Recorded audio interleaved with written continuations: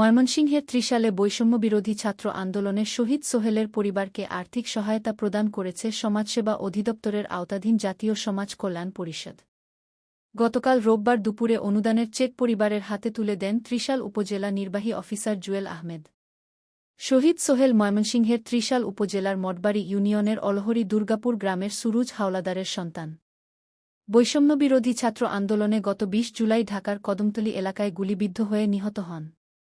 গতকাল রোববার দুপুরে অলহরি দুর্গাপুরের শহীদ সোহেলের বাড়ি গিয়ে তার কবর জিয়ারত করেন এবং পরিবারের হাতে জাতীয় সমাজ কল্যাণ পরিষদের পক্ষ থেকে ২০,০০০ টাকা অনুদানের চেক তুলে দেন উপজেলা নির্বাহী অফিসার জুয়েল আহমেদ ও উপজেলা সমাজসেবা কর্মকর্তা মাহমুদুল হাসান।